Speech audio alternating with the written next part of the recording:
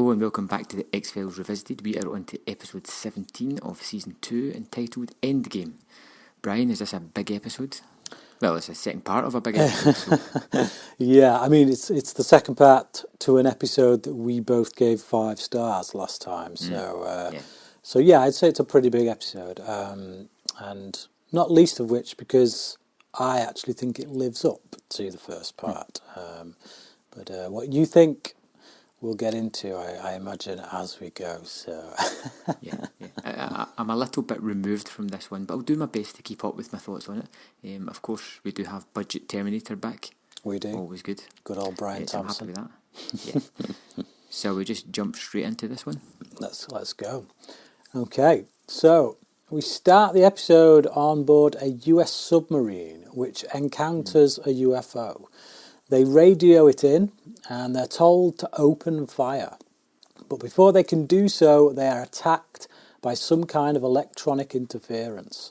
The captain then orders them to surface, which is 30 feet of glacial ice just above them. What exactly are they going to surface into? So, yeah. Again, straight off from the last episode, it is high stakes, it's filled with tense music, and yet again, you're not really too sure what's going on, but you're hooked yet again. Yeah, it's got something of a Das Boot feel to it, this opening. Just the claustrophobia of it, and that the fear on the guy's eyes when his captain says, take us up, basically, surface. And he's like, surface into what? It's like, we surface into that, we're dead. Or something unpleasant is going to happen, put it this way. But then we don't see it. We cut, opening credits, and we don't come back to it until towards the end of the episode. So, intrigue. Yeah, it leaves you hanging. Yeah. Okay. So we have the opening titles, and then Mulder beats on Scully when she pulls her gun on him. So, for those who remember last week, we ended on a cliffhanger. And, Mulder, who isn't really Mulder, comes through into Scully's hotel room. And then the actual Mulder calls her on a cell phone. So, this Mulder just basically beats her up, beats the crap out of her, asks her where he is, where is he? And when she plays stupid, he throws her through a coffee table and turns into Budget Terminator Brian Thompson. Yep, another great scene. We kind of know from the phone call what's going to happen here. But it's effective, it's fun, and you do feel a bit of weight in this sequence because this guy's literally just taking people out. Without hesitation, so you've got a little bit of worry about Scully. Yeah, I mean, like, the worry isn't so much that she's going to get killed, because we know that ain't going to happen, but you do still have a fear that she's going to get hurt, and you don't want her to get hurt, you don't want to see this guy going to town on her, because he's a character we care about. So yeah, there is definitely that there, I think. Oh, absolutely. So from there, Mulder and Samantha arrive and find evidence of the struggle. Scully isn't there. Samantha says he won't kill her. He'll trade her to get Samantha. She tells Mulder that he can only be killed by piercing a very precise point at the base of his neck, and that his blood is also toxic. Yeah, and for some reason I'm just like, seems legit. Yeah, it's just it's a bit of exposition really, but again, it's just that pace thing. It's like, and that music underneath all the time. It's kind of like that do do do do do do do do do do do, and it does kind of keep you up with the pace, and you're always on edge with this one. I think it never lets up. There was a couple of conversations in the first episode between Samantha that I didn't feel was real, and then between the CIA agent, which I did think was real and it wasn't. So again, this time she comes out with an explanation, and I was just like, but I'm buying this one. Yeah, definitely. Okay, so we go to Mulder's apartment, and Mulder gets a bit frustrated, and then Samantha starts to answer his questions. Her parents were clones, progeny of 2 original visitors. They have been working to eliminate the aspect of cloning that gives them their identical nature.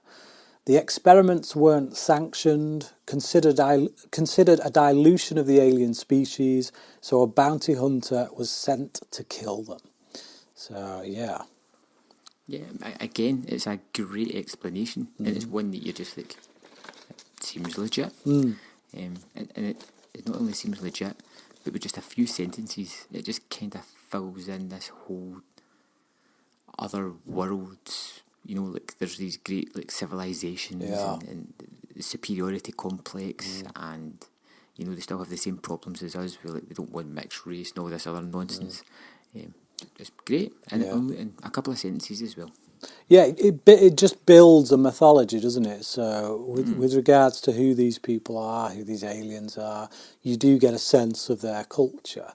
And that's assuming what she's saying is true, because you never really know with anyone in the X-Files. You know, like down the line, all of this could just be revealed to be a lie. But for now, yeah, we're taking her at her word, and yeah, quite engrossed, I feel. So Skinner arrives at Mulder's apartment. And there's some beautiful lighting on this scene, I noticed, because Mulder's in the dark, and I just noticed it was really well lit. But he comes to tell Mulder about the 4 Gregors, the clones, that are now missing. So these are the ones that were put in the prison cell, or in the holding cell, for their protection more than anything. And the Didn't work out that way, it didn't work out. We got budget Terminator going in and killing them. So yeah, they're missing because obviously they dissolved. So, but once Mulder and Sam determine that Skinner is human, Mulder tells him Scully has been taken. Before he can give details, Scully rings with details of where to meet for a trade. Her for Samantha. And there we have it, the running theme of this episode. Somebody's got my Scully. Because it just happens almost every other episode. It does, but I feel like here it's had more weight than it's ever had, because here there's a real emotional stake involved for Mulder, because he's potentially it's a choice. It's Sophie's choice, isn't it?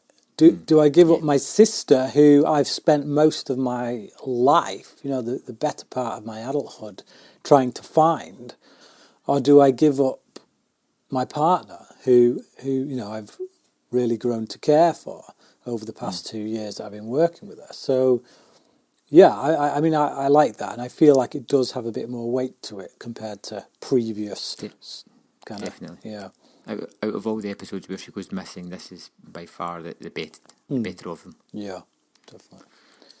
So they meet on the bridge, and it all goes tits up. Samantha is basically Samantha is traded for Scully, and both she and the bounty hunter end up over the side when a sniper kind of takes a shot.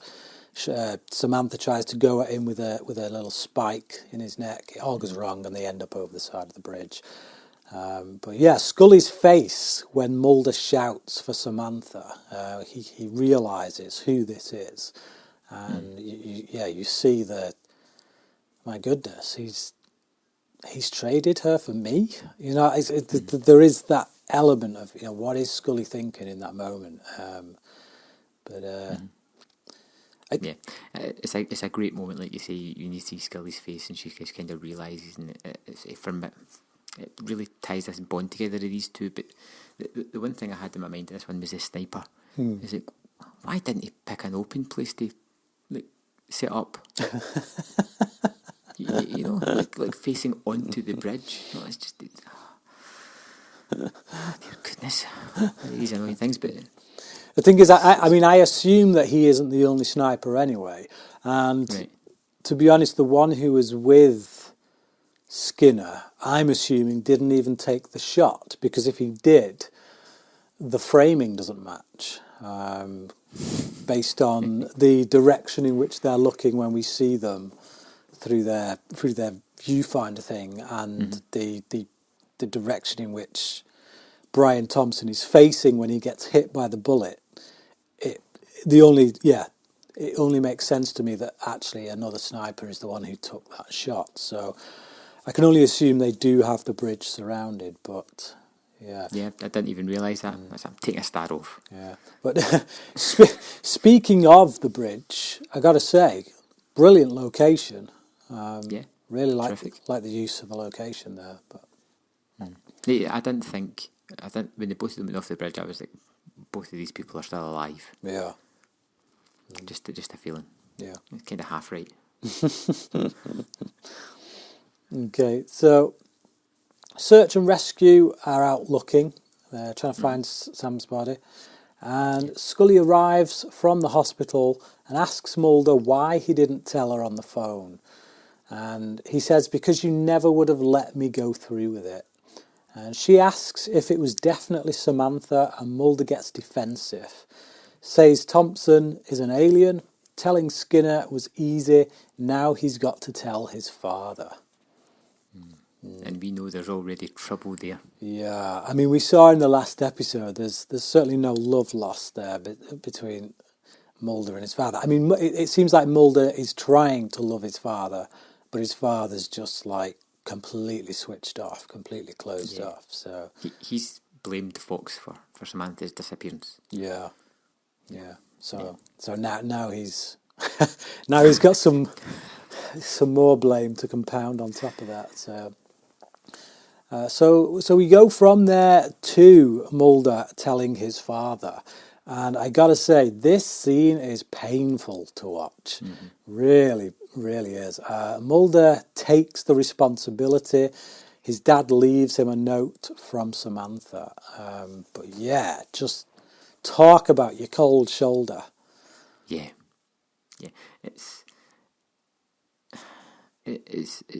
I didn't really think so much about the rage from the father, because I knew that was coming, but it was the sort of defeatist attitude of Mulder, because when it happens the first time, he has somebody to blame, he has somebody to rally against, devote his life to blame, to fight back.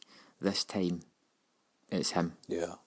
It's all his fault, so it's all internal, the anguish he's got, and the father blaming him is just putting a voice in what he is already thinking about himself. Yeah. Absolutely, yeah. But it's Terrific. Just, it is. It's, and like I say, it's just painful to watch, because you want there to be some kind of redemption there. Not that Mulder really should or needs redemption, because he never did anything wrong. He was a child when his sister was taken. But you can't. Yeah, you want his father to reach out to him, and he just doesn't at all. He's so shut down to this guy. But yeah. So Mulder opens the note, gives it a read, and the note takes him to a health clinic. Before he goes inside, he gets a call from Scully telling him they found his sister's body. But after he hangs up, the body dissolves. I just love that every time it happens. It's just such a really cool effect. It's really trippy. So Mulder goes into the clinic and finds more Samanthas. One of them is the original, apparently, if we can believe anything they say at this point. And the one that must be saved, apparently, because she's the original. And by original, I don't take that to mean the actual Samantha. I take it to mean the alien, either the first alien clone or the alien from which all the other clones came. Either way, but I'm not entirely sure they're trying to say that that's actually Samantha. There may be some of Samantha's DNA in her, but I don't think they're trying to say that is the original Samantha. But okay, so That's the original clone. yeah, that's the original clone, which is a bit of a misnomer in it. So just as she gets through explaining that, Thompson shows up and KOs Mulder, basically. Just knocks him on his ass. I've got a note here that says that he's slapped unconscious. Bitch slapped, basically. Yeah. Oh. Right, okay. It takes a good punch to bring Scully down, but Mulder just gets slapped. Yeah. Slapped unconscious. So the fire brigade are tackling the burning clinic, and We get a fireman saving Mulder.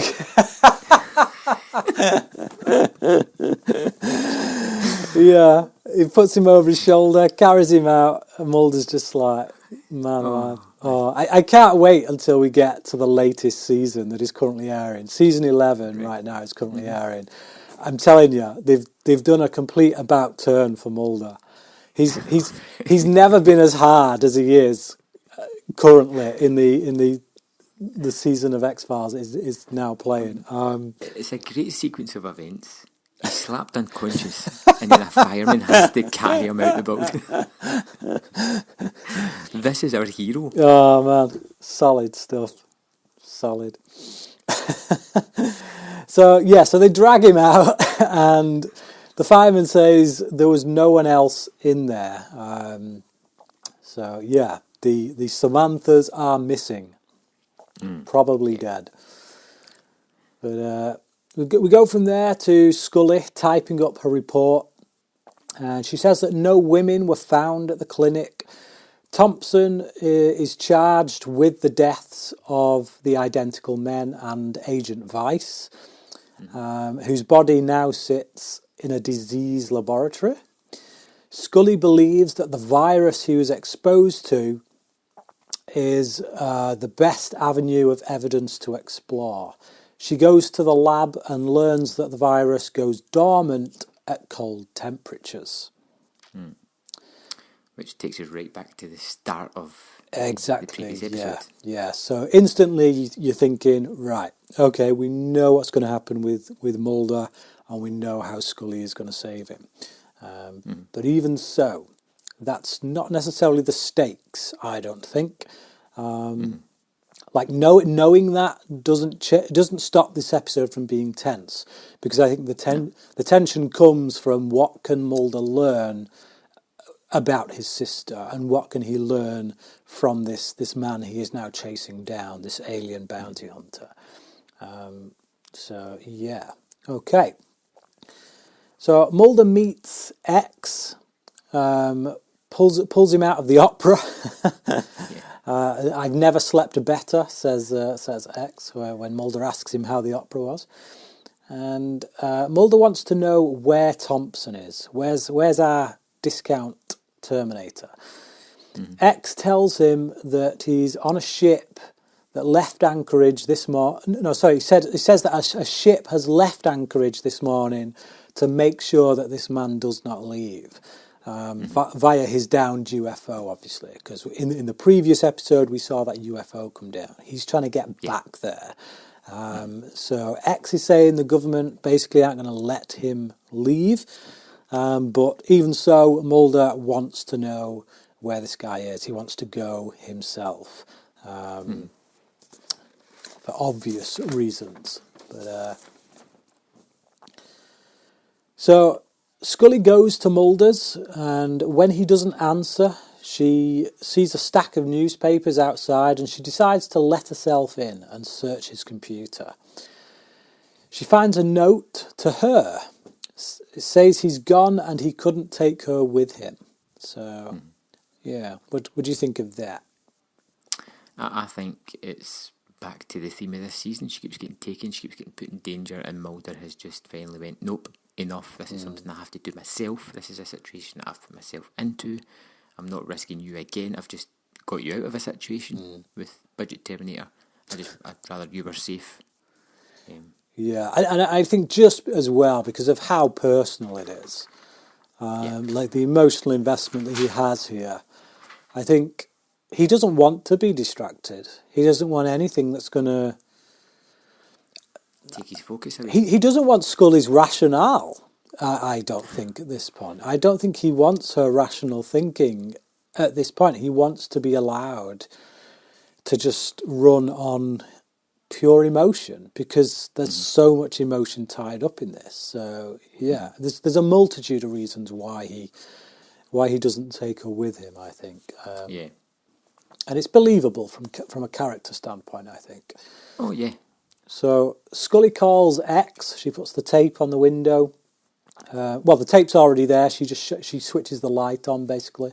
And X turns up and is very surprised to see her and not Mulder. She opens the door and he's really taken aback by it. He walks away and gets into a lift and tells her, sorry, I can't help you. And when the lift opens up again, Skinner is waiting for him. And a fight ensues. And it's a really great fight scene in a really tight, enclosed space. So, Skinner kicking ass. The born Skinner. The born Skinner, yeah. It's terrific. And you don't really think about it, but Skinner gives the impression that he's a kind of paperwork person. Mm-hmm. But he does have that physique, and he does have the height and the sort of stature. When he starts to throw down, he does it exceptionally well. And let's not forget he's got a military background as well. Mm-hmm. Yeah, I mean, he's almost as good as Scully, and he's definitely a lot better than Mulder. Yeah, absolutely. Although we will get to that at some point. Okay, so yeah, just a real kick-ass fight. And what I like as well is that X headbutts Skinner, and Skinner answers that back with another headbutt. And it's really cool. It's because it's just like it's the most dirtiest move you can give in it. When you're in close quarters, boom, headbutt someone in the nose. But rather than taking Skinner down, it's like, if that's what you're going to throw at me, here, have some of your own medicine, and just proper nuts in one. So yeah, just a really cool fight scene. It shows how much Skinner is in their corner. If we didn't trust him before, I think we've got a very good case to trust him now, because he's really just put himself on the line. There's no reason for him to do this. If he's not in Mulder and Scully's corner, there's no reason for him to do this. Yes. Now, why does Skinner attack him? To get the information from him, because no, but why does, when the lift opens, he just attacks the guy? I mean, what if this was a neighbour? Well, no, he doesn't. You've got to assume that he's been watching from the outside. Right. I just think he's seen this guy go in to Mulder's apartment, sees him coming back out, and he doesn't attack him. He opens up with the line.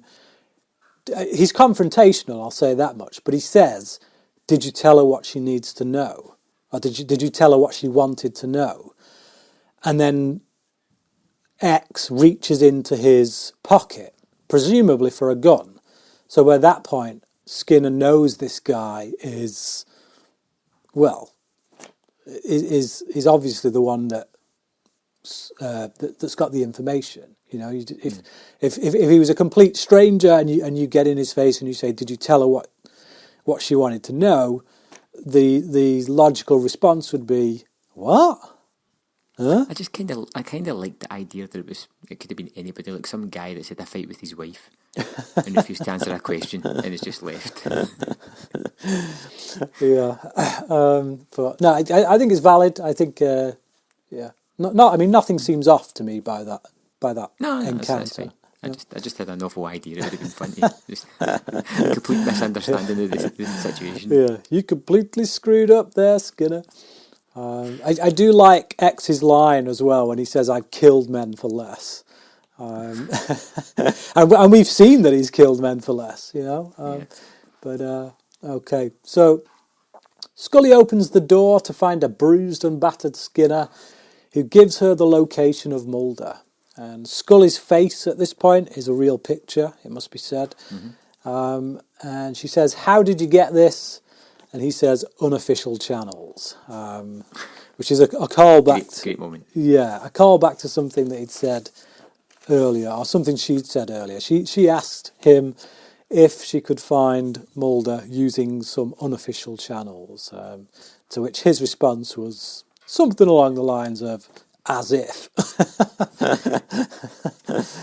So, yeah, okay. So we go to Mulder in the Arctic, or Antarctica, can't remember which of the two it is. Somewhere cold. Somewhere cold, a lot of snow, a lot of ice.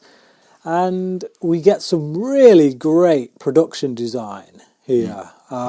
So we see the submarine from the beginning, and or the top of it at least. So the big funnel on the submarine has literally crashed through the ice. So yeah, amazing production design, and given how early as well this was in the season, like in the run of the show, I should say. Yeah, even more impressive, I think. I mean, they got given much bigger budgets later on, but here, cracking. I really like the fact that he's got the GPS unit out and he's searching all about, and he thinks he's on the coordinates, and he looks up and he just manages to spot this submarine that's got a huge backlight behind it, just silhouette. And I'm just like, yeah, thank goodness for that GPS. Love it. So Mulder gets onto the submarine and he finds one man on there, Lieutenant Terry Wilmer. And this is the guy who, at the beginning, was basically like surfacing to what?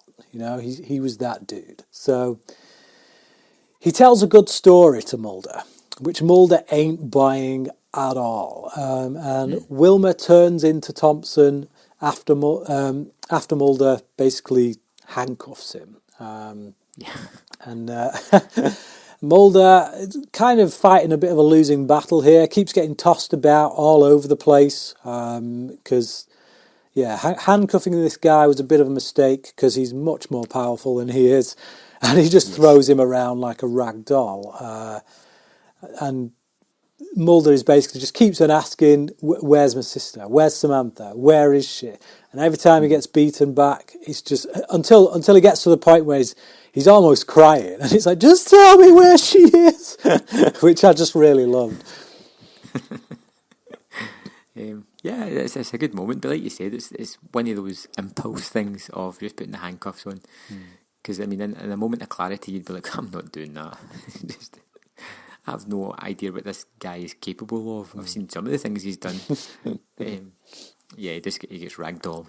I mean, again. Mulder thinks he's got the upper hand because he's got his gun to the base of this guy's neck. Yeah. But this guy's already slapped him unconscious.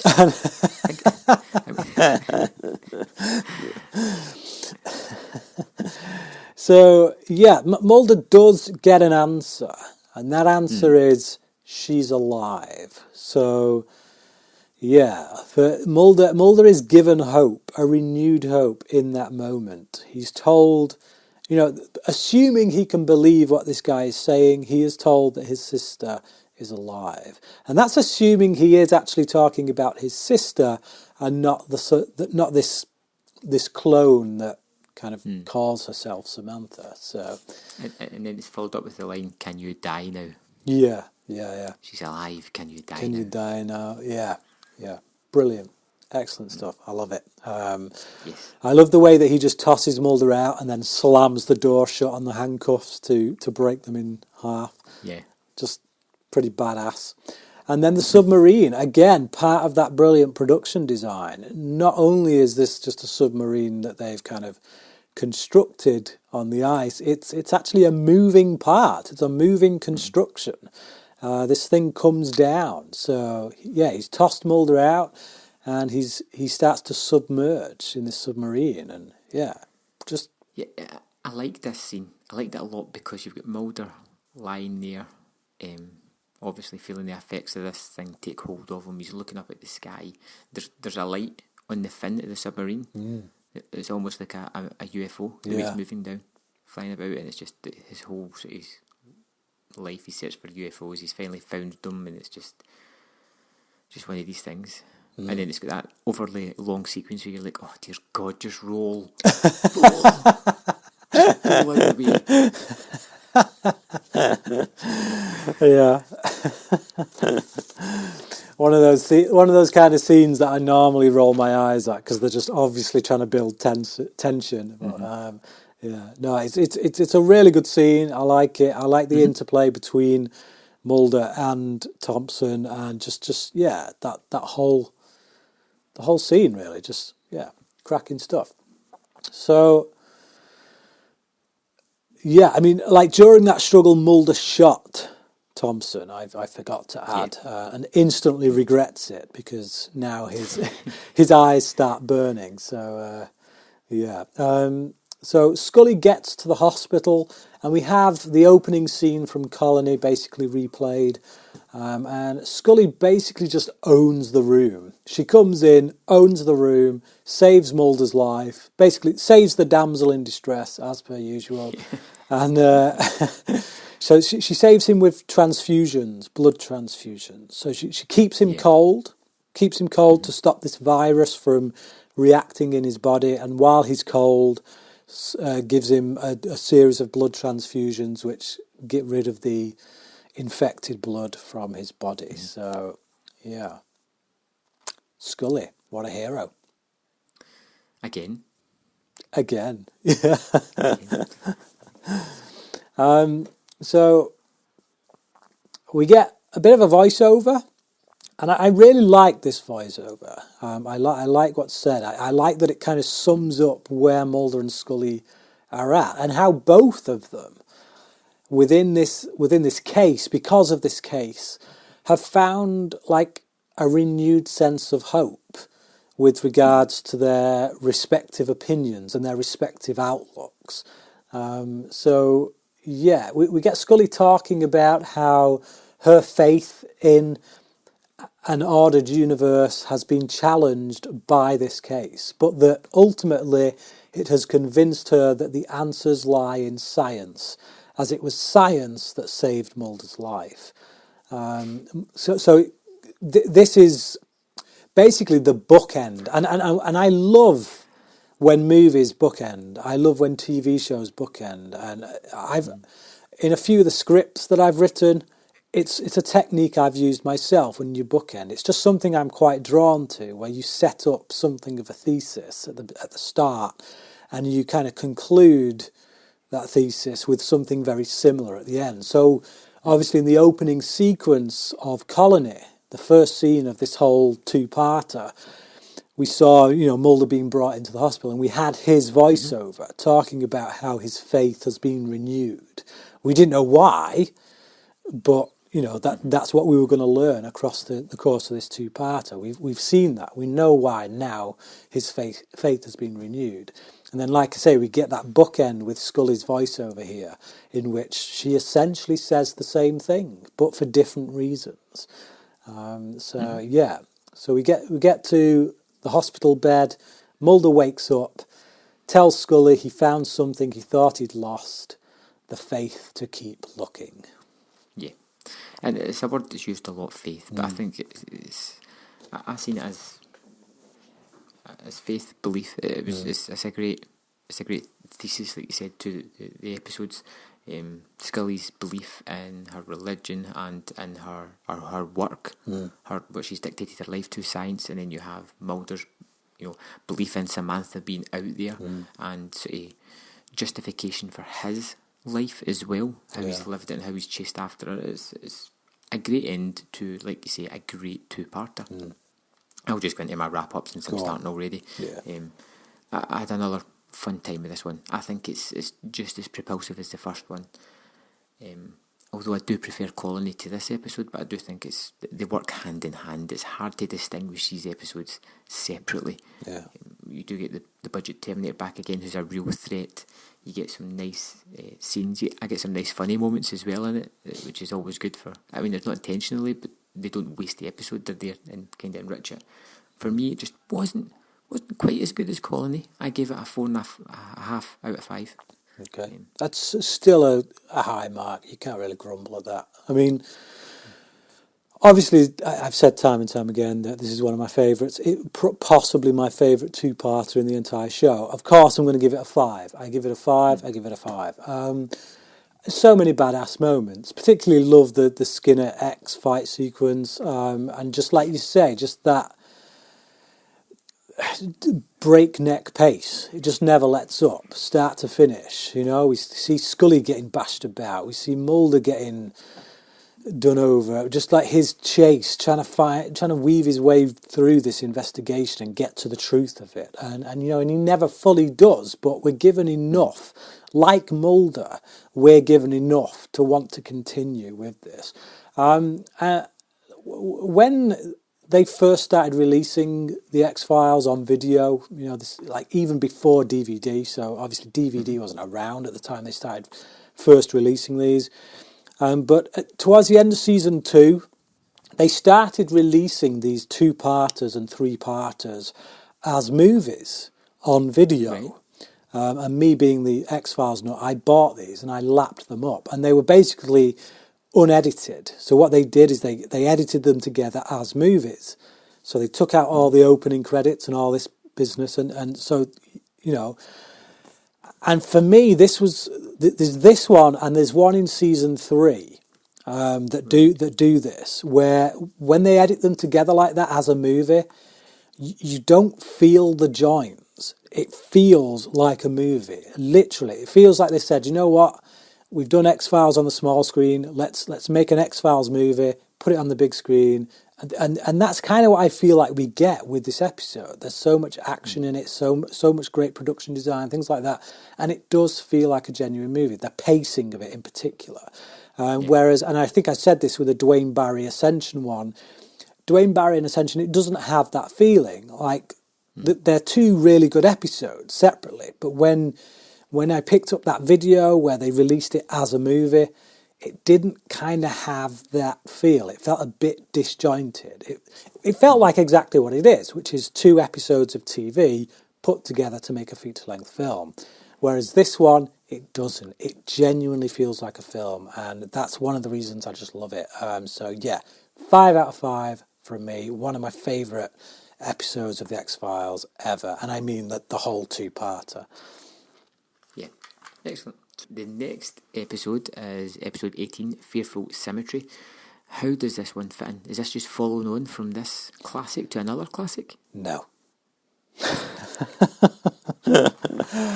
I think it's very, very average, I think. I don't think it's offensive. I don't think it's like an appalling episode or anything, but it's just coming off the back of this, I think it's going to be quite the come down. And in that bombshell, people, during this next episode, we will be discussing Fearful Symmetry. And remember to drop onto iTunes, give us a little like, a 5-star review. We'd really appreciate that. We love going through the X-Files. We hope you enjoy listening, and we'll see you on the next episode.